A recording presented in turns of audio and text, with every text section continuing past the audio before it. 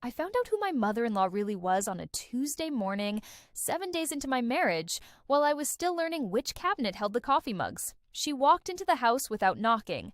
Not a tentative tap on the door, not a ring of the doorbell, not even the basic courtesy of a phone call to say she was coming. I heard the front door open from the kitchen, heard the deliberate click of heels on the hardwood floor, and then there she was. Diane Calloway, 58 years old, dressed like she was attending a luncheon, carrying a leather portfolio under one arm as if she'd arrived for a business meeting. Her perfume hit the kitchen before she did. Something heavy and floral that I associated from that moment forward exclusively with the smell of someone who believes they own a room they have never paid for. I was standing at the counter in a white linen shirt and bare feet, holding a mug of coffee I had not yet had a sip of, and I looked at her and said good morning. I said it normally, warmly even, because I was still, at that point, a woman who believed that warmth was a reasonable way to begin a conversation with the mother of the man I had just married. She looked at me the way someone looks at a piece of furniture they are considering returning. "My son worked very hard for this house," she said. She didn't say hello back. She didn't comment on the weather or ask how the first week of marriage was going. She set her portfolio on my kitchen counter. My kitchen counter, where I had been preparing breakfast 20 seconds earlier. And she looked around the room with an expression that I can only describe as inventory. Then she told me the number, $1,200 a month, $1,200 every 30 days, payable to her as a contribution to the household that her son had built. She used those words exactly, the household that her son had built, as if I were a tenant who had wandered in off the street and helped herself to the good china. I remember the weight of the coffee mug in my hand. The ceramic was warm against my palm. I remember the sound of the refrigerator humming. I remember thinking, very clearly, with a calmness that surprised even me in that moment, she's been planning this conversation for longer than 1 week. This is not spontaneous. This is a woman who waited until the wedding was over, until the rings were on, until she calculated that I was settled enough to be surprised and not yet settled enough to have my own footing. I set the coffee mug down on the counter very gently with both hands. Then I looked at Diane Calloway directly and I said, "That won't be necessary. I'll move into my apartment." She blinked at me. Just once. A very controlled, very deliberate blink, the kind that precedes a recalibration. My husband, Marcus Calloway, 34 years old, 6 feet 1 inch of a man who had spent the previous week telling his golf friends about his incredible new wife, walked into the kitchen at exactly that moment. He had heard my voice from the hallway, and he had come in with a cup of coffee in his own hand and an easy smile on his face, the smile of a man who assumes the room he is entering is under control. The smile did not last. He looked at his mother. He looked at me.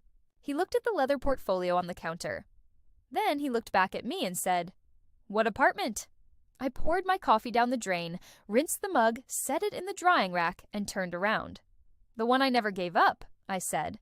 And the look on Marcus Calloway's face in that moment, that particular combination of shock and exposure, and something very close to fear, was something I had been prepared for in ways that neither he nor his mother could have imagined for a very long time. I need to tell you how a woman arrives at a moment like that, not just the 7 days of marriage that preceded it, but the 2 years before them, which were a different kind of preparation, the kind you don't recognize as preparation until you're already standing in it, holding a coffee mug, watching a woman in expensive shoes try to put a price on your presence in your own kitchen.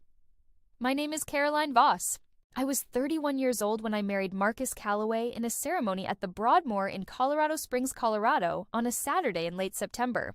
112 guests, white ranunculus and garden roses. A dress I designed with a woman in Denver who had been making custom gowns for 20 years. I cried during the vows because I meant mine, and because I believed, genuinely and without qualification, that Marcus meant his. I am an architect. A licensed practicing architect who had been running my own small firm, Voss Design Studio, out of a building in Cherry Creek, Denver, for 3 years by the time I married Marcus. Before that, I worked 6 years at a firm in Austin, Texas, where I started as a junior associate at 22 and left as a senior designer at 28 with a portfolio that included 2 mixed-use developments, a private residential project that was featured in Dwell, and a client list I had built entirely through my own reputation and work. I was not a woman without resources. I was not a woman who had arrived at marriage desperate for a place to land. I need you to understand that, because what I'm going to tell you next is the story of a man who spent 2 years and 1 week carefully, systematically making me feel like I was. I met Marcus at a charity dinner in Denver in October, 2.5 years before we married. He was charming in the specific way that very confident men are charming. Not showy, not performative, but utterly at ease.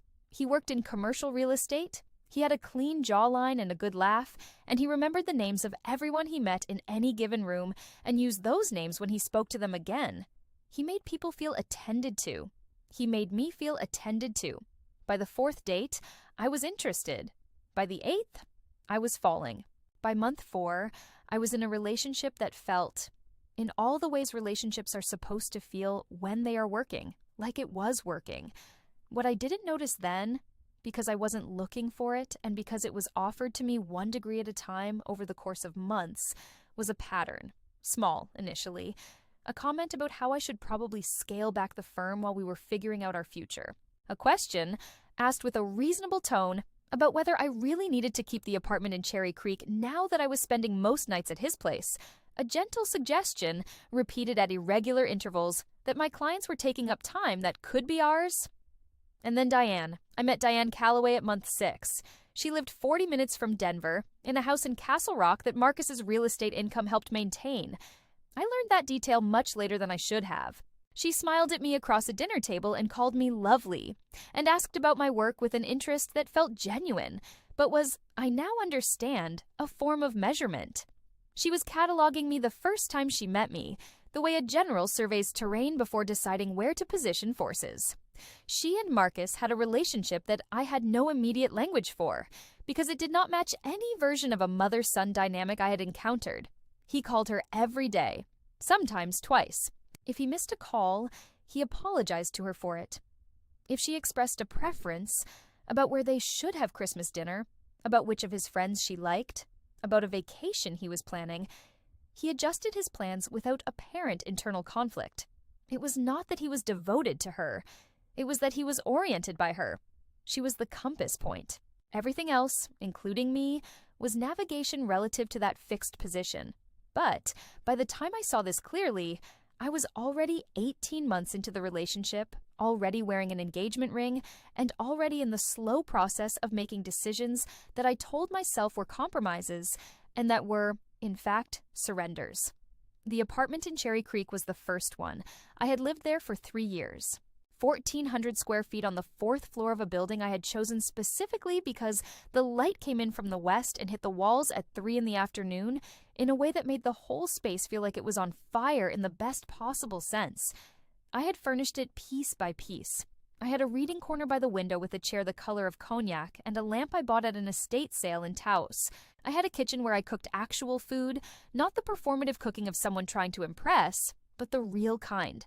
Slow braises on Sunday, handmade pasta when I had extra flour and extra time. Marcus began, somewhere around month 12, to refer to the apartment as a placeholder. Just a placeholder, he'd say, as if the apartment itself were embarrassed to exist in its current condition. Until we figure out what we're doing. He said it lightly, casually, in the same tone a person might use to say we should probably get gas before the highway. And then he said it again a few weeks later. And then again.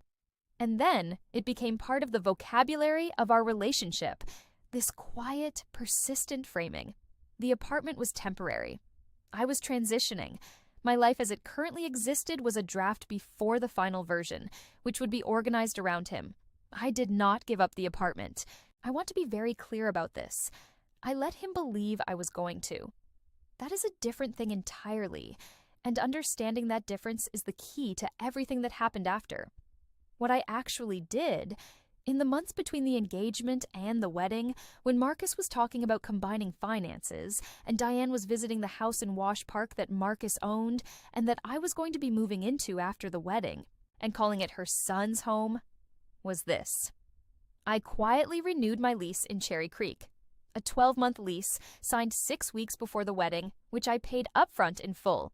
12 months at $3,100 a month, $37,200 deposited directly from my personal account, which Marcus did not have access to, into the hands of my property manager, who had known me for 3 years and who kept this transaction as organized and unremarkable as any other. I also had a conversation with my attorney. Her name is Priya Mehta. She had been my attorney since I started Voss Design Studio, and she became something else in the 14 months before my wedding, a strategic advisor, a friend, and the clearest-eyed person in my life during a period when clarity was the thing I most needed and least expected to find. She had met Marcus once at a firm event and said very little about him, which I later understood was not neutrality, but restraint. In one of those pre-wedding conversations, I sat across from Priya in her office on 17th Street on a Wednesday afternoon, and I said, "Tell me what I need to know. Not about love, about exposure." She didn't hesitate. She pulled up the financial picture I had given her, and she went through it line by line. And she said, "Your firm is yours. Your accounts are yours. The apartment is yours for the next 12 months. Your client relationships are yours. What is joint is what you choose to make joint, and so far, you've chosen almost nothing." I had not been careless. I had not been naive. I had been, even in the middle of falling in love with someone who was slowly, carefully trying to shrink my life, a woman who kept her own house in order. There were signs during the engagement period that I collected and filed the way an architect collects site survey notes. The practical mind of a person who builds things applied to the task of understanding what was being built around her. Marcus had opinions about the guest list that were really Diane's opinions, relayed by him as if they were his own. When I pushed back on seating arrangements, he would say, "Let me talk to my mother first. Not let me think about it. Not let us decide together. Let me talk to my mother first." I noticed this. I said nothing. I added it to the file. Diane had offered to help plan the wedding, and by help, she had meant direct. She had sent Marcus 17 emails in 1 week. I saw them over his shoulder once, accidentally, and then not accidentally confirmed the number later, about vendor contracts and floral arrangements and the specific font used on the wedding programs. When I told Marcus that I wanted to make the decisions about my own wedding, he looked at me with an expression that was half patience and half warning, and said, "She just loves me. She just wants to be involved." And I thought, yes. But involved and in charge are not the same thing, and she has only ever wanted one of those. I had a conversation with Marcus's best man, Tyler Oakes, 32 years old, a financial advisor who had known Marcus since college and who drank too much at the rehearsal dinner and said to me, quietly, at the edge of the patio where no one was standing, "You know she's going to be a problem, right?" He said it the way someone says it when they've been holding the sentence for a long time and alcohol finally unlocked the door. I said, "I know."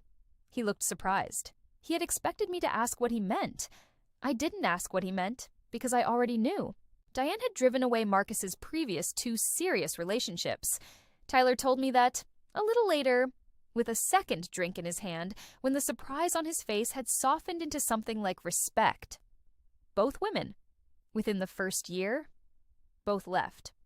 One of them, he said this, and then paused.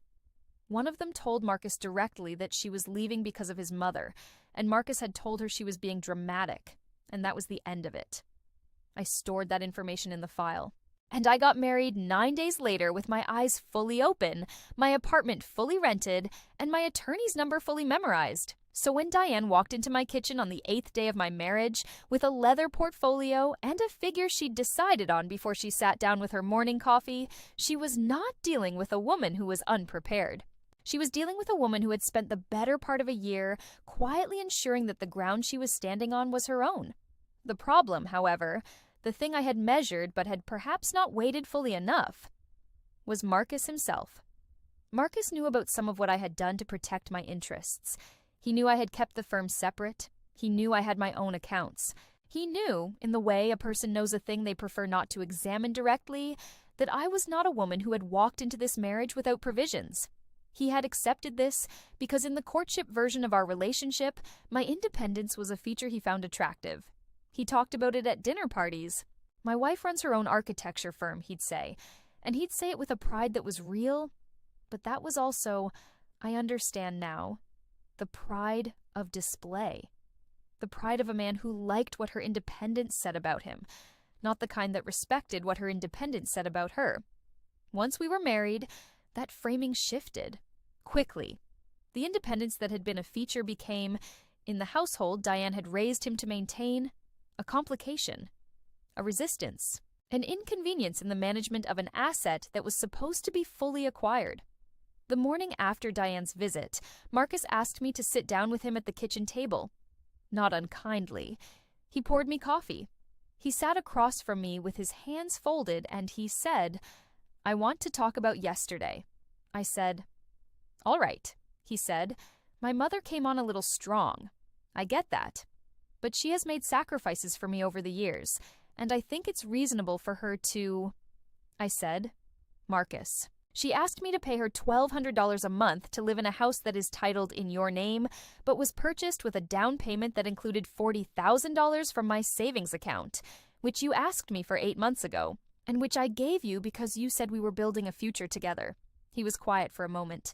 Then he said, "That was a loan that I intend to fully repay." I said, "It was in an email between us that I still have, and my attorney has a copy of it, and it was described at the time as a contribution to a shared home, not a loan. Those are two different legal situations." Marcus looked at me across the kitchen table, and I watched something recalibrate behind his eyes. Not remorse, not embarrassment, a reassessment. He had married a woman he thought he understood, and he was discovering in real time that there were dimensions to what he had married that he had not fully mapped. He said, "You talked to your attorney about our home?" I said, "I talked to my attorney about everything, Marcus. That's what an attorney is for." He said, "I feel like you're treating our marriage like a business transaction."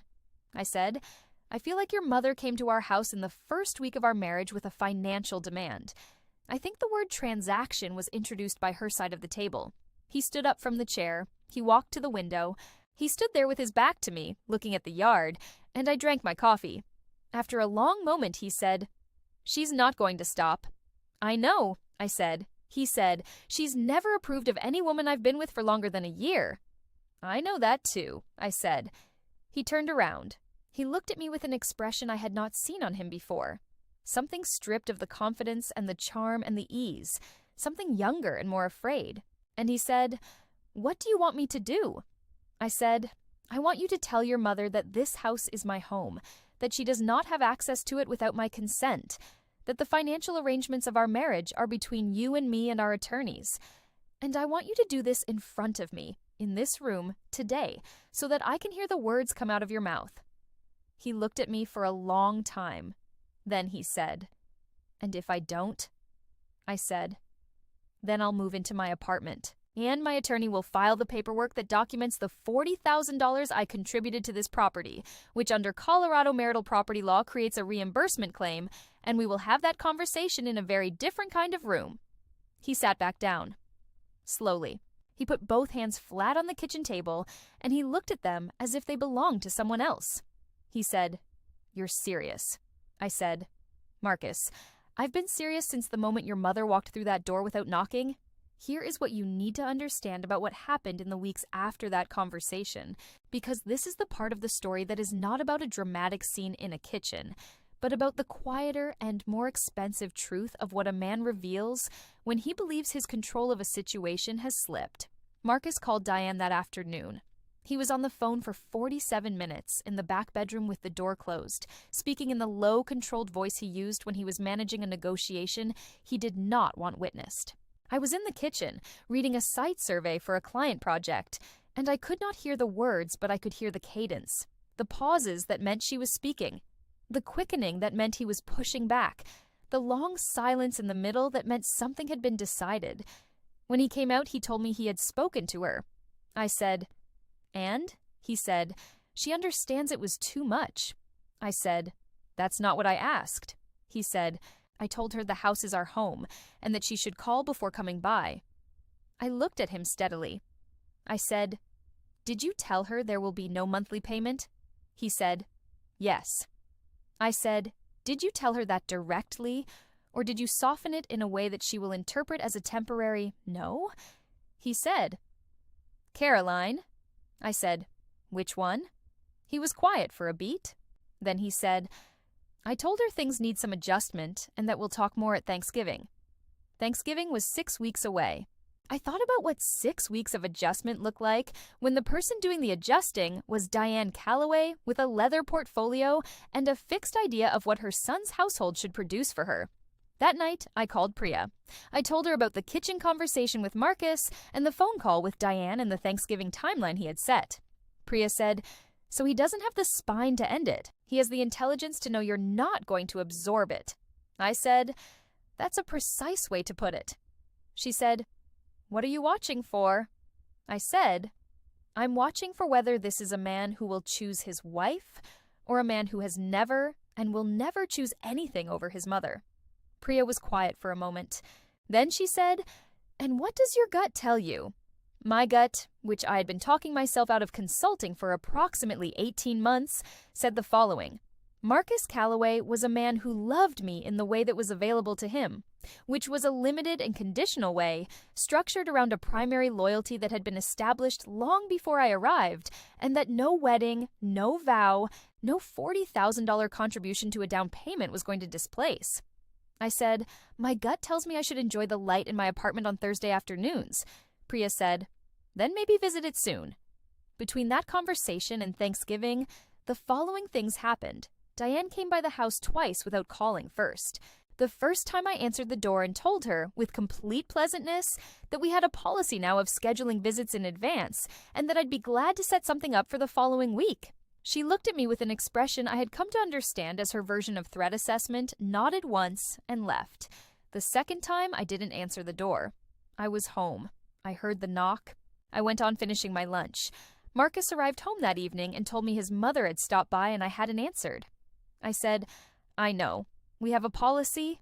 He said, she's my mother. I said, and this is my home. He said, she just wanted to check in.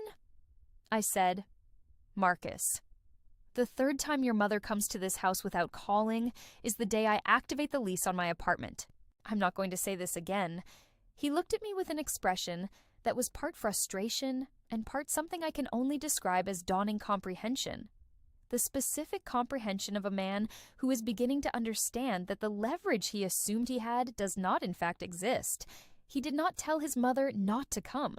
What he did was stop telling me when she came by and start having coffee with her at her house in Castle Rock on Saturday mornings without mentioning it, and begin a very careful and deliberate practice of managing information between us, feeding his mother reassurances that things were being handled and feeding me reassurances that things were being addressed, while nothing was being done in either direction. I know this because of what I found in November, 5 weeks into the marriage. While I was looking for a utility bill he had promised to forward to me, I was at his desk in the home office, looking through his email on the shared computer we had agreed to use for joint household management. He had a Gmail account I knew about, and a separate email address I had not known about. A Hotmail account, the kind that people who are old enough to remember Hotmail still have, often because they have had it for a long time, and use it for things they do not want connected to their primary identity. The browser had saved the password. I sat at the desk for approximately 30 seconds, looking at the icon in the browser history before I clicked on it. What I found in that Hotmail account was not an affair. I want to be clear about that, because the story might make more sense with a dramatic infidelity at the center, but the truth is both more mundane and more structurally damning than a mistress. What I found was a correspondence between Marcus and Diane that went back 4 years, covering the entirety of the time he had been working in commercial real estate under his own name, and including the entire period of our relationship. The emails were organized, frequent, and detailed. They were the back channel of a partnership that had been running parallel to every relationship Marcus had ever been in, including ours, and they contained the following information, which I read with the particular cold clarity of someone who was not surprised, but who needed proof. Marcus was not entirely self-employed. He ran his real estate operation as a sole proprietorship registered in Colorado, but he had a financial arrangement with Diane in which she provided operating capital, initial and ongoing, in exchange for what the emails described, in language that was not quite legal, but was clearly intended to formalize as a monthly draw. The amount was variable. In some months, it was $4,000. In others, it was $6,500. Over the 4 years covered by the correspondence, I estimated, based on the figures mentioned in the emails themselves, that Diane had provided Marcus with somewhere between $240,000 and $280,000 in operating funds. In exchange, Diane received not just the monthly draw, but something that the emails made equally clear: a level of involvement in Marcus's life that functioned as a controlling interest. She advised on his professional decisions. She commented on and influenced his personal ones.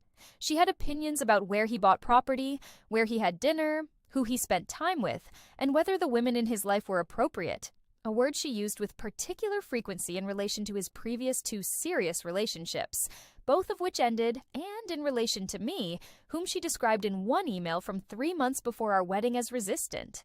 She had used that word, resistant, not unkind, not unsuitable, not wrong for him, resistant, as in a material that does not deform under expected pressure. I read that email 4 times. I thought about the word. I thought about the woman who had chosen that word carefully in a private correspondence she believed no one would read to describe me. Then I took photographs of 41 separate emails with my phone. I noted the dates, the dollar figures, the specific language. I forwarded the most financially significant ones to a separate personal email account that Marcus did not know existed, on a phone that was mine alone, with a plan that I had been building without quite naming it as a plan, since the morning Diane walked through the front door with her leather portfolio. I called Priya that afternoon. I told her what I had found. She was quiet for a long moment. Then she said, "So she's been his operating capital." I said, "And his management structure." Priya said, "And he married you while this arrangement was active." I said, "While this arrangement was active, and while he had told me multiple times that his business was independently financed and that his mother had no financial involvement in his professional life." She said, "That's not just a difficult marriage, Caroline. That's a materially false representation made during the formation of a legal contract." I said, "I know." She said, "How are you feeling?" I said, "I'm feeling like I need to know everything before Thanksgiving." Between that call and the 3rd week of November, I did the following. I contacted a forensic accountant named Daniel Reyes, who worked with Priya's firm on financial discovery cases and who agreed to do a preliminary review of the documents I had. I transferred an additional $35,000 from a savings account that was mine alone into a separate institution, a credit union in Denver, where I held an account Marcus had never known about because it predated our relationship and I had simply never mentioned it.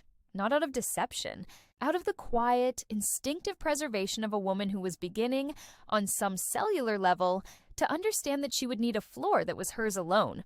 I also had lunch with Tyler Oakes. Tyler was Marcus's best man, his college friend, and, this I had discovered over the course of the marriage, a man who was significantly more observant than his easy manner suggested. I had his number from the wedding. I texted him on a Tuesday morning and said, "I'd like to get lunch this week, somewhere quiet." He responded within 4 minutes and said, "Tell me when." We met at a restaurant in Lodo on a Thursday. Tyler ordered a burger he didn't finish. I ordered a salad I ate entirely. He looked at me across the table with the expression of someone who has been expecting a conversation for a long time and is relieved it has finally arrived. I said, "Tell me what you know about the arrangement with Diane." He looked at me for a moment. Then he said, "How much do you already have?" I said, "Enough. I want to know if there's anything else." Tyler exhaled. He wrapped both hands around his water glass and looked at it the way Marcus had looked at his hands on the kitchen table. And then he told me. Diane had financed Marcus's real estate operation from the beginning. Tyler had known this for 3 years. He had seen it as a private matter between a mother and her son, which is the way men in Marcus's social circle talked about things that were not their problem yet. He had advised Marcus twice, once 4 years ago and once 2 years ago, that the arrangement created a structural dependency that would complicate any serious partnership, professional or personal. Marcus had thanked him for the advice and continued the arrangement. Tyler also knew something else. He knew that Diane had, at some point in the past 18 months, begun to discuss the possibility of Marcus buying her out of her Castle Rock property and allowing her to move into the Wash Park house, the Wash Park house that Marcus and I lived in.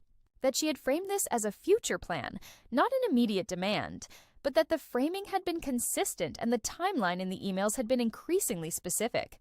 Tyler said, "I didn't know about the monthly payment thing until you texted me." I knew she was going to push for more involvement. I didn't know she'd come in with a number in the first week. I said, "She came in with a leather portfolio." He said, "God." I said, "A leather portfolio, Tyler. She had it itemized." He put his face in his hands for a moment. Then he looked up and said, "What are you going to do?" I said, "I'm going to let Thanksgiving happen." He looked at me with something that took me a moment to identify as admiration. I said, "And then I'm going to let them know exactly who they married." Thanksgiving at the Calloway family home in Castle Rock was attended by Marcus, myself, Diane, Marcus's younger sister Becca, 29 years old, a dental hygienist in Aurora who had always been pleasant to me in the superficial way of someone who is keeping their powder dry, and Diane's sister Patricia, who lived in Fort Collins and who said grace over the turkey with the particular fervor of a woman who has strong opinions about gravy. I had been in that house before. I knew its layout. I knew which chair Diane considered hers at the table, which side of the kitchen she organized as her territory, which conversations at family gatherings she steered, and which she deflected. I had filed all of that information in the 18 months before the wedding. It was current now in a way that was useful.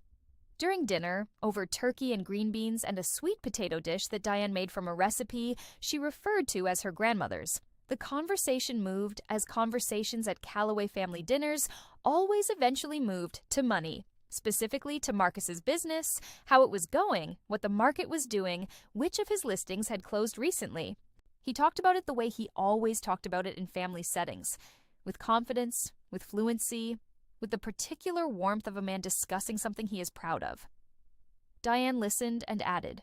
She had opinions about a development he was involved in near Castle Rock. She had opinions, I noted, that were not general but specific. The opinions of someone who had reviewed the documentation. She mentioned figures. She mentioned timelines. Marcus nodded at things she said the way you nod at a business partner you trust, not the way you nod at a parent who is simply interested. Becca watched me watching this. She was sitting across the table, and she was not unintelligent. And she had clearly seen this dynamic from enough angles to know that someone new to it might find it strange. She caught my eye once, briefly, and then looked away. After dinner, while Diane and Patricia were in the kitchen and Marcus was watching football with the volume low, Becca found me on the back porch with a glass of wine. She said, "This is a lot to take in." I said, "It's an interesting family dynamic." She said, "That's a polite way to put it." I said, "I'm a polite person. Most of the time." She looked at me for a moment. Then she said, "She's not going to let up." I said, "I know." Becca said, "She drove away 2 others before you." I said, "Tyler told me." She said, "I liked the second one. Mara. She was good. She lasted almost 2 years." I said, "What happened?" Becca said, "Mom told Marcus that Mara was financially irresponsible. She made up specific incidents. Marcus believed her." I looked at Becca. I said, "She invented financial incidents to discredit his girlfriend." Becca looked at her wine glass. She said, "There's a pattern here. I'm telling you because I think you're different from them. I think you actually have leverage." I said, "What makes you think that?" She said, "Because you haven't cried once since the first week, and Mom looks at you like she's not sure where the edge is." I said, "That's very perceptive." She said, "I grew up in this house. I know what it looks like when someone has a plan." I said, "Becca, I want you to remember this conversation because what's going to happen in the next few weeks is going to be confusing for a lot of people, and I want at least one person in this family to have context." She looked at me. She said, "Are you about to blow this whole thing up?" I said, "I'm about to ask everyone to be honest about what this whole thing is." On the Monday after Thanksgiving, Daniel Reyes delivered a preliminary financial analysis to Priya's office.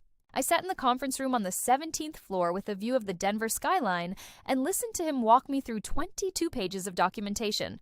Daniel was 51 years old, methodical, and completely without drama, which made what he said hit with a very particular weight. He laid out the structure of Marcus's business finances with the clarity of a man who builds maps for a living. The Hotmail correspondence I had provided was the foundation. The additional documentation he had gathered through his own research, public records, business filings, county assessor data, built the structure above it. Here is what Marcus's financial picture actually looked like. The sole proprietorship he operated had received, since its founding 4 years prior, $263,000 from Diane Calloway through a combination of direct transfers and payments described in business records as consulting fees. These payments had never been disclosed to me. The consulting fee description was a mechanism, imprecise enough to pass a casual review, specific enough in the volume and frequency to constitute a sustained financial relationship that would be material to any marital asset disclosure. The Wash Park house, the house we lived in, the house where Diane had stood in the kitchen with her leather portfolio, had been purchased 3 years ago for $715,000. The down payment was $143,000. Of that, $40,000 was mine. The remaining $103,000 came from Marcus.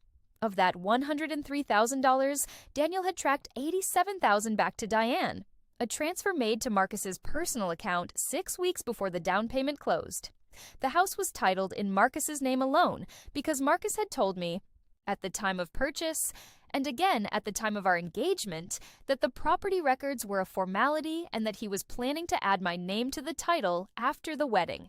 He had not done this. The wedding was 5 weeks past. My name was not on the deed. There was also a second property. This was the one I had not anticipated. Marcus had purchased a condominium in Stapleton, now the Central Park neighborhood in Denver, 14 months earlier. The purchase price was $380,000, financed with a 20% down payment of $76,000. The title was in his name. The address did not appear in any documentation he had shared with me. I had not known it existed until I was sitting in Priya's conference room looking at the county assessor's record. The Stapleton condo was currently generating rental income. Based on comparable rental values in that neighborhood for a 2-bedroom unit, Daniel estimated between $2,200 and $2,400 per month. Marcus had not disclosed this rental income in any of our financial conversations. He had not mentioned the property. He had not included it in the informal accounting of his assets he had given me when we were discussing the financial structure of the marriage. I looked at the 22 pages in front of me. I looked at the Denver skyline. I looked at Priya, who was sitting to my left, and at Daniel, who was sitting at the head of the table, and I said, "How many months of rental income has he not disclosed?" Daniel said, "Conservatively, 14 months at $2,200 a month puts the undisclosed income at approximately $30,800. I said, "And the down payment for the Stapleton property was drawn primarily from where?" Daniel said, "I have not fully traced it yet, but based on the pattern of transfers I've identified, at least $40,000 of it came from the same Calloway account that has been funding his operations." I said, "So she financed the purchase of a rental property that he kept hidden from me." Daniel said, "The documentation supports that interpretation." I looked at Priya. I said, "Is this enough?" She said, "Caroline, this is more than enough. This is a fraudulent asset disclosure in a marital context, an undisclosed income stream, a property titled in one name purchased with funds derived from a third party who has a documented pattern of financial control over your husband, and an unresolved contribution claim on the marital property you actually live in. This is not a difficult divorce case. This is a very well-documented divorce case." I picked up the 22 pages and lined them up with the edge of the table. My hands were completely still. I said, "Schedule the mediation." While Priya worked on the legal filings, something was happening at the house in Wash Park that I had not entirely predicted, which was that Marcus had begun to sense the shift the way animals sense weather. He was attentive in a way he had not been in weeks. Present at dinner, asking questions about my work, suggesting they take a weekend trip somewhere. I watched this and understood it for what it was. The instinctive behavior of someone who can feel the ground moving and is trying to locate the source of the movement by getting closer to it. I said yes to the dinners. I asked questions back. I gave him nothing beyond the surface. One evening, about 2 weeks before the mediation was scheduled, Marcus said, "I've been thinking about adding your name to the deed." I said, "Have you?" He said, "It should have been done already." That was an oversight. I said, "Yes." He said, "I want you to know that this is your home too." I said, "Marcus, I know exactly whose home this is." He looked at me. He said, "What does that mean?" I said, "It means we should make sure everything is properly documented before we make any changes to the title. Don't you think?" He said, "Of course." I said, "Let's both bring our attorneys and make sure it's done correctly." The color shifted slightly in his face. Something rearranged behind his eyes. He said, "Why would we need attorneys to add your name to a deed?" I said, "Because I'm an architect, Marcus. I understand that every structure requires accurate documentation of its foundations. Don't you?" He didn't answer that. He changed the subject to whether we wanted to drive or fly to see his cousins in Phoenix for Christmas. I said I hadn't decided yet. He refilled my wine. The evening continued. 2 days later, Diane called me. Not Marcus, me. Directly on my cell phone, which she had used to text me 3 times during the engagement about wedding logistics, and which she had never called independently before this moment. I answered on the second ring. She said, "Caroline, I think we got off on the wrong foot." I said, "Good morning, Diane." She said, "I want to apologize for the way I came to the house. I wasn't thinking about how that would feel for you." I said, "I appreciate you saying that." She said, "I was hoping we could have lunch. Just the 2 of us. I think there are some things we should talk about woman to woman." I thought about Diane at Thanksgiving, her specific knowledge of Marcus's development deal, her grandmother's sweet potato recipe, the word resistant in a private email that she had never imagined I would read. I said, "I'd be glad to have lunch, Diane. My schedule is flexible next week. Have your assistant email mine, and we'll find a time."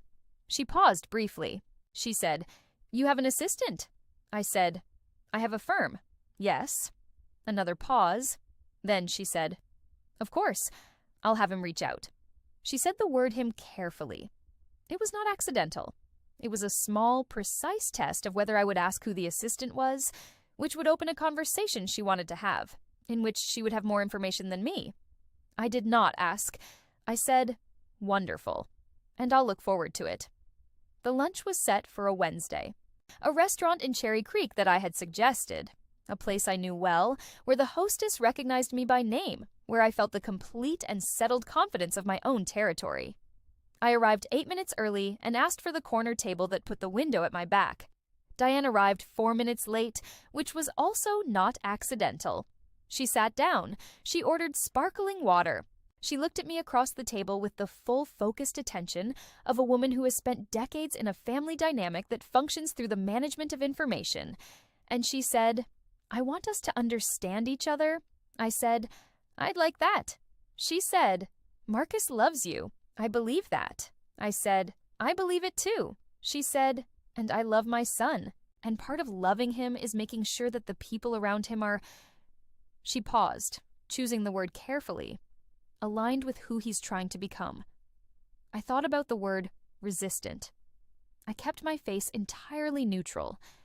I said, "Diane, I want to make sure I understand what you're asking. Are you asking me to change something about myself?" She said, "I'm asking you to consider the bigger picture." I said, "Which is?" She said, "Marcus has a vision for his life, for your life together. That vision includes a certain structure, and I want to help support that structure."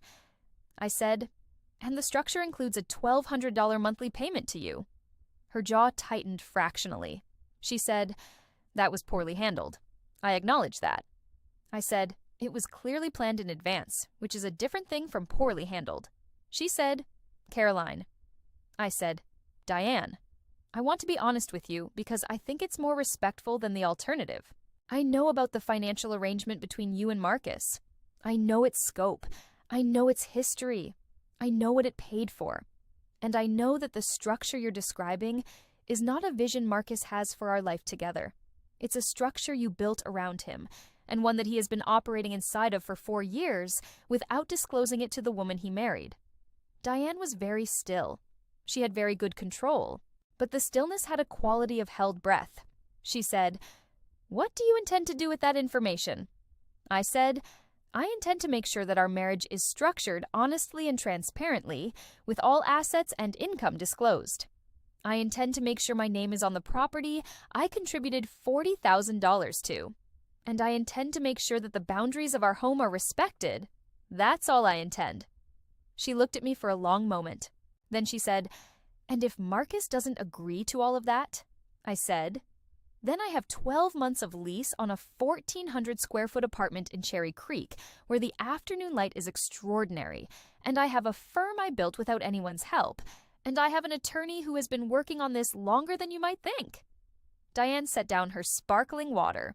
She looked at me with an expression I had not seen from her before.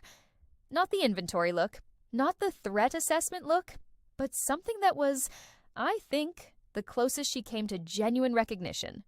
She saw, I think, for the first time, that the woman sitting across from her was not managing a reaction to her. She was concluding one.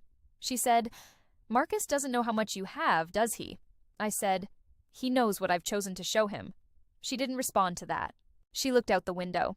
After a moment, she said, "I built everything he has." I said, "Yes, and that arrangement has been very costly for both of you, in ways that are about to become documented." We finished the meal with minimal conversation. The food was good. I left a tip large enough to make a point to no one but myself. The mediation was held on a Thursday morning in December, 6 weeks after the morning Diane had walked through the front door with her leather portfolio. It took place in a conference room at a neutral law firm in lower downtown Denver. Not Priya's office, not Marcus's attorney's office, but a rented space with beige walls and a long table and a mediator named Sandra Flores, who had 17 years of family law practice, and who began the session by saying that she had reviewed the preliminary submissions from both parties and that she had some questions. Marcus arrived with his attorney, a man named Craig Whitfield, who had been in family law for 20 years and who had, I learned later, called Priya the previous week and said, "This is more complicated than I initially thought." Priya had said, "Yes, it is." Marcus sat across from me. He was wearing a dark blue suit. He looked like himself, composed, professional, the version of Marcus that other people saw when they looked at him. I looked at him across the beige conference table and felt a clarity that had been building since a Tuesday morning 7 days into my marriage, when I had set a coffee mug down on the counter and asked what the temperature of this situation actually was. Priya laid out our position in 22 minutes. She was precise, organized, and entirely without dramatics. She described the $40,000 contribution to the Wash Park property. She described the undisclosed financial arrangement between Marcus and Diane, $263,000 over 4 years, structured as consulting fees to obscure its nature. She described the Stapleton condo, the undisclosed rental property with undisclosed income, purchased 14 months before the marriage with funds partially traceable to Diane's account. She described the discrepancy between Marcus's representations about his financial independence and the documented reality. She put each document in front of Sandra Flores as she described it. Priya had a gift for sequencing, each document landing with precisely the weight it needed before the next one arrived. Marcus's attorney, Craig Whitfield, interjected twice. The first time was to question the relevance of the premarital business arrangements. Priya noted that the arrangements were ongoing during the marriage, were not disclosed, and had a direct bearing on marital asset calculations.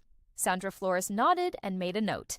The second time Whitfield interjected was to suggest that the Stapleton property was Marcus's separate property acquired before the marriage. Priya noted that the down payment included funds transferred from Diane's account after she had received operating capital deposits from the marital period, and that the rental income had been generated throughout the marriage without disclosure. Sandra Flores made another note. Marcus looked at the table. He looked at the documents. He did not look at me. At one point, Sandra Flores looked at him directly and asked, "Mr. Calloway, were you aware that the property at the Stapleton address was not disclosed in your initial asset inventory to your counsel?" Marcus said, "I may have overlooked it." Sandra Flores said, "A property generating an estimated $2,200 to $2,400 per month?" Marcus said, "My finances are complex." Sandra Flores said, "They appear to be, yes." Priya presented the Hotmail correspondence last. Not all 41 emails. A targeted selection of 8, each chosen for a specific reason. The email in which Diane discussed the timing of the monthly draw relative to a listing, Marcus was pursuing. The email in which she advised him on how to respond to Mara's concerns about his financial independence. That email, specifically, because it documented her active involvement in the dissolution of a previous relationship. The email from 3 months before our wedding in which she used the word resistant. And the email sent 4 days before the wedding in which she described the $1,200 monthly contribution as the next natural step once the transition is complete. The transition? That was the word she had used? The transition. as if my moving into the house in Wash Park were a business process with a planned outcome. Craig Whitfield said, "These are private communications," Priya said, "obtained from a device in the shared home, accessed via a browser-stored credential on a shared computer." "I have the IT documentation." Sandra Flores read the emails without comment. She read them with the particular stillness of a professional who has seen many documents in 17 years and who understands the weight of what she is reading. Then she looked up and said, "I'd like to take a 15-minute break." During the break, Marcus found me in the hallway outside the conference room.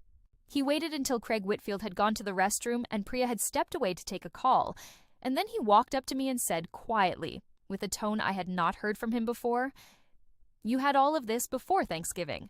I said, "I had the emails before Thanksgiving. I had the financial analysis 2 weeks before today." He said, "And you still came to Thanksgiving." I said, "I wanted to see the full picture." He looked at me with something that was pain and calculation in equal measure. He said, "I never wanted it to go this far." I said, "Marcus, you had a hidden property. You had undisclosed income.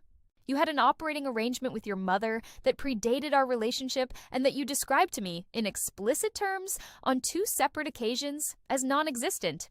And you married me while all of that was active and ongoing. I want you to think about what this far means." He said, "She was just trying to help me." I said, "She was structuring your dependence, and you let her. And then you brought me into a marriage built on top of that structure without telling me what the foundation was." He looked away. He said, "What do you want?" I said, "I want my name added to the Wash Park deed to reflect my $40,000 contribution. I want a full disclosure of all assets and income streams. I want the Stapleton rental income accounted for in the marital estate. And I want a formal legal boundary established, documented, and enforceable between our household and your mother's involvement in our finances." He said, "And if I agree to all of that?" I said, "Then we have a marriage that is actually what we said it was when we got married. Honest, equal, without hidden structures."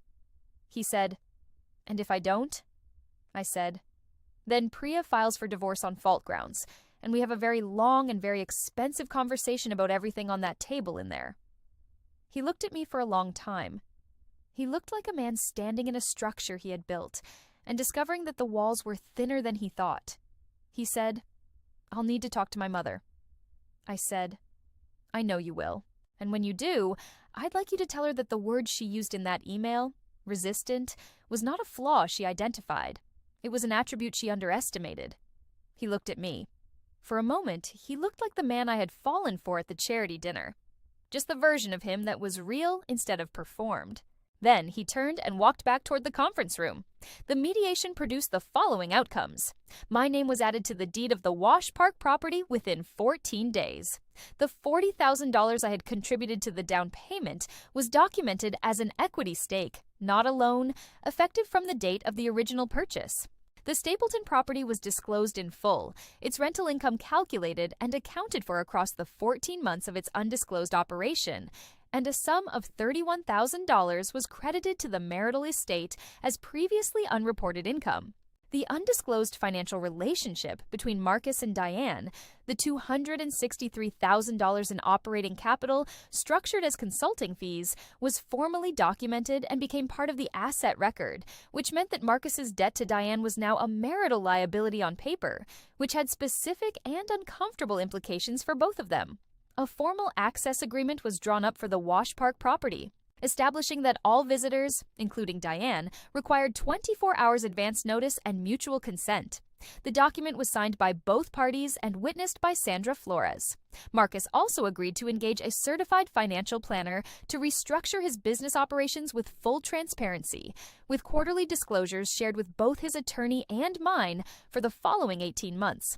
Diane was not in that mediation room, but she received the outcome documents through Marcus's attorney, and I was told by Becca, who called me 4 days after the mediation with a quiet and slightly stunned voice, that the meeting in Castle Rock at which Marcus informed his mother of the mediation outcomes lasted 3 hours and ended with Diane in tears and Marcus, for what Becca described as the first time in her memory, leaving the house without turning back to say goodbye. He told her, Becca said. He actually told her what she cost him. I was quiet for a moment. Then I said, What did she say? Becca said. She said you manipulated the whole thing. I said, Of course she did. Becca said. And he said, No, Mom. She just documented it. There's a Thursday afternoon about 4 months after the mediation that I think about sometimes when I want to locate the precise feeling of what free actually means. I was in my apartment in Cherry Creek. The lease that I had quietly renewed 6 weeks before my wedding was still active, and I had been spending 2 or 3 evenings a week there, not hiding, not fleeing, but reclaiming the rhythm of a life that had never actually stopped being mine. The light was coming in from the west, the way it always did at 3 in the afternoon, hitting the south wall of the living room in a way that turned the white paint the color of honey. I was sitting in the cognac-colored chair with a cup of tea and a set of site drawings for a project in the Highlands neighborhood, a residential renovation, a couple who had bought a Victorian-era row house and wanted to open its bones to the light without losing the original character of the structure. I'd been working for about an hour when I realized I had not thought about Marcus or Diane for the entirety of that hour. I had thought about load-bearing walls. I had thought about the weight distribution of a second-floor addition. I had thought about which original windows could be expanded without compromising the facade. I had thought about the precise quality of afternoon light in a room with a west-facing bay window, because I understood, in the practiced way of someone who has spent years thinking about what makes a space feel like itself, that light is not decoration. It is structure. It is what transforms a room from a container into a place where a person can actually breathe. I set down the drawings. I drank the tea. I looked at the wall turning honey in the afternoon. 3 months earlier, I had made a decision. It was not dramatic. It was not announced. It was the quiet decision of a woman who had spent 6 months of a marriage documenting what it actually was, and who had concluded in the conference room on a December morning, with 22 pages of financial analysis in front of her, that the structure she had been invited into was not one she wanted to repair. I had filed for divorce in February. Marcus had not contested it. The groundwork from the mediation meant that the asset division was largely settled before the filing, a rarity that Priya described as the cleanest outcome I've seen from a marriage this short. I received from the divorce settlement the following: the $40,000 I had contributed to the Wash Park property with interest calculated from the date of the original down payment, a share of the Stapleton rental income that brought the total marital estate distribution to $63,000 in my favor, and a formal acknowledgement in the legal record of the undisclosed financial structure between Marcus and Diane, an acknowledgement that would follow Marcus in any future business or financial context requiring asset disclosure.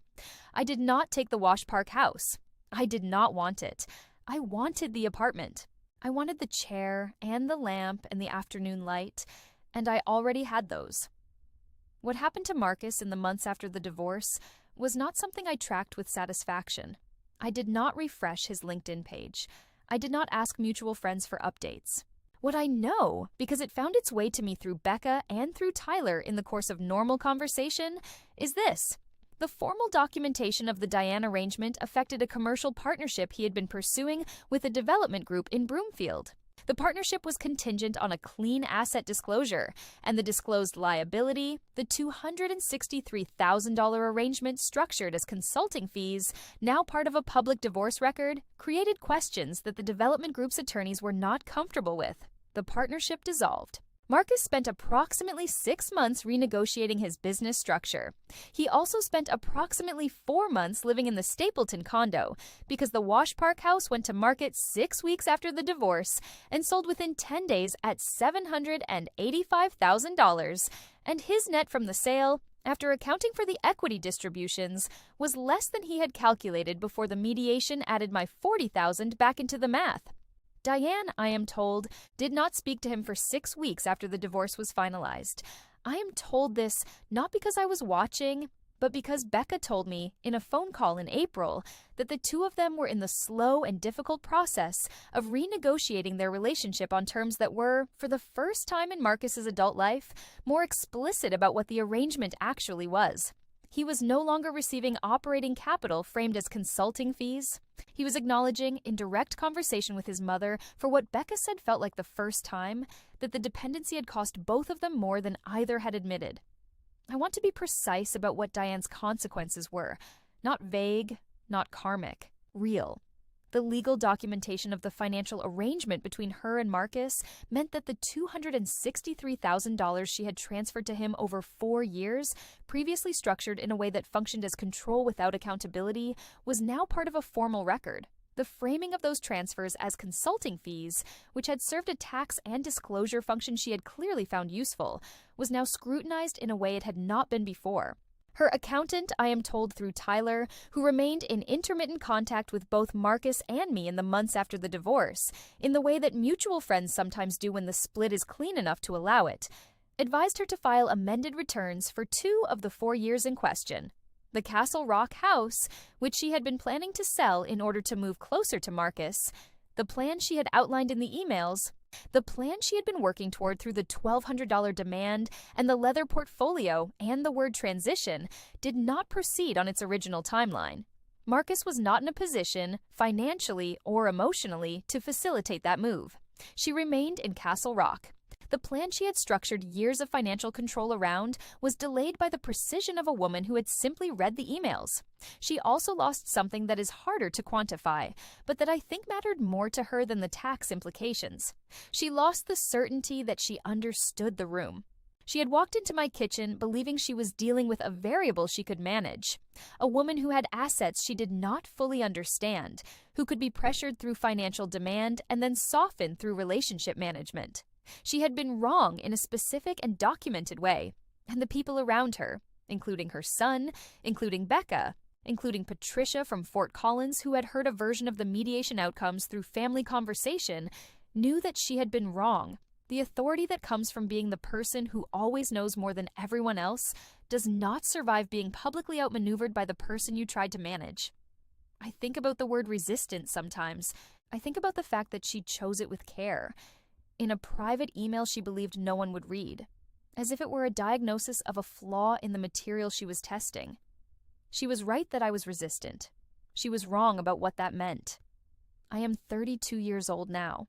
I am sitting in the Cherry Creek apartment on a Tuesday morning, which is not a particularly significant Tuesday. I have client calls at 10 and 1, a site visit in the afternoon, and a dinner with 2 friends from the Austin years who are in Denver for a conference. The apartment still has the chair, the lamp from Taos. The morning light is different from the afternoon light, cooler, more direct, but it is still mine. My firm completed 4 projects last year. I am currently in the design phase for a community center in the Cole neighborhood that is the largest commission I have had to date, a 4,700 square foot structure built into a previously vacant lot, designed around natural light and the specific patterns of the surrounding street grid. It has been the most absorbing work of my career. I think about it when I wake up.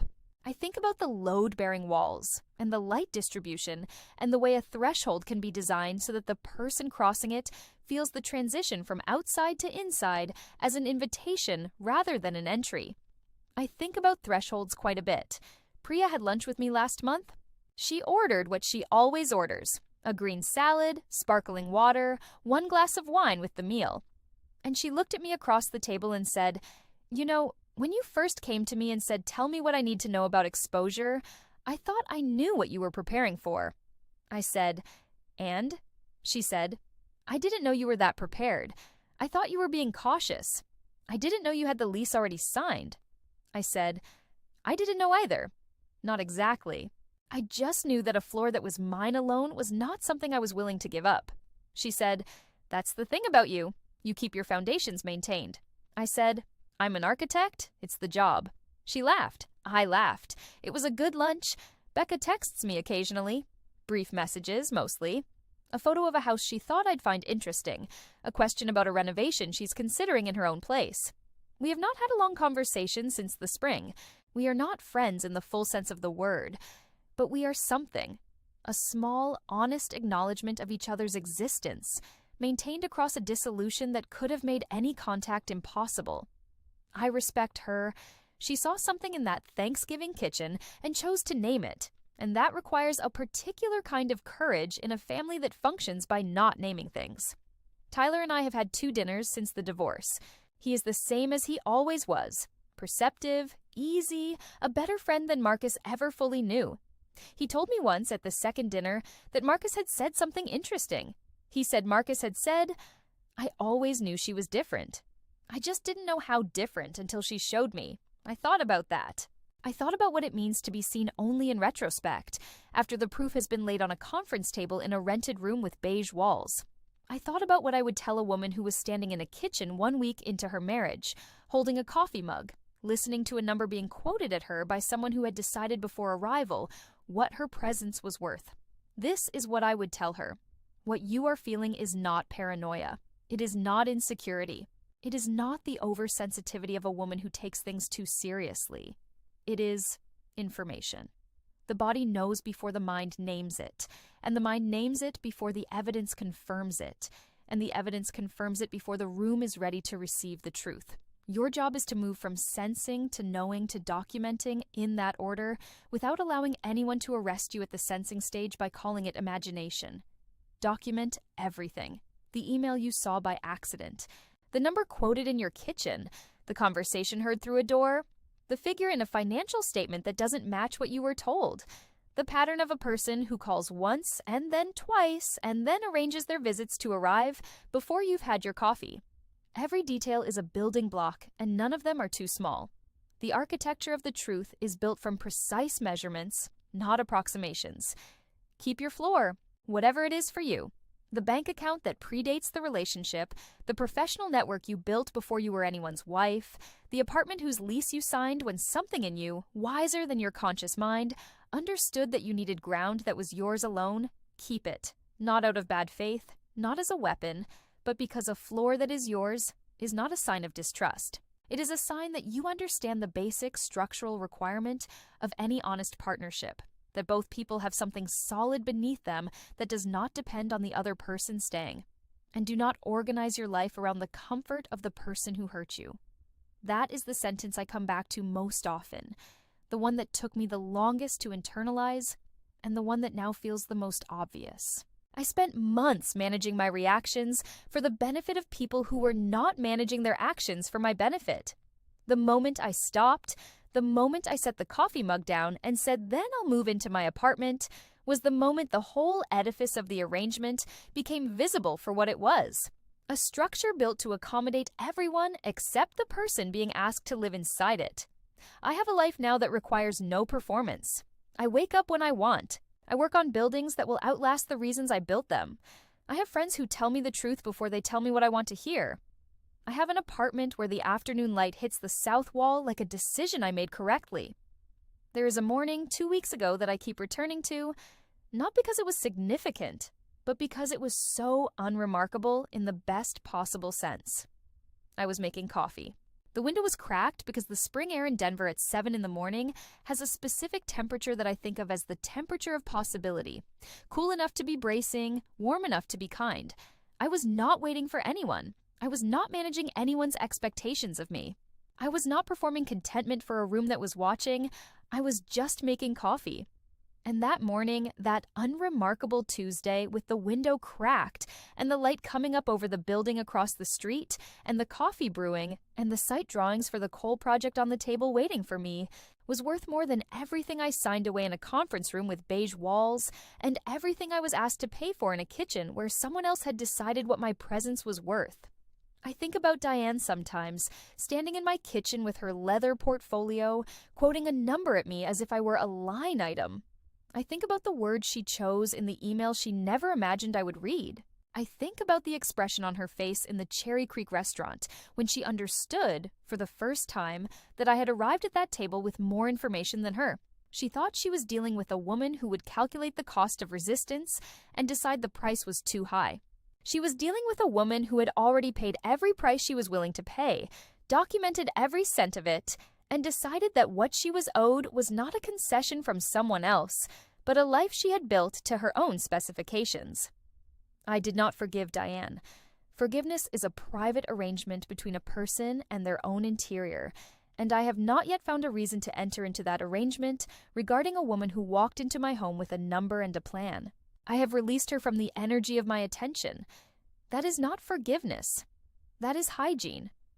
I did not forgive Marcus in the way that requires soft language and a shared meal and a narrative arc that ends in mutual understanding. I understand what happened to him. A man raised inside a structure of conditional financial love who replicated that structure in his adult relationships because it was the only architecture he had ever been taught, who met someone who refused to be built into the design, and who eventually, in a conference room in December, was forced to look at the blueprint and see what had actually been constructed. I understand it. I do not require him to apologize for it. I do not require anything from him at all. That is also hygiene.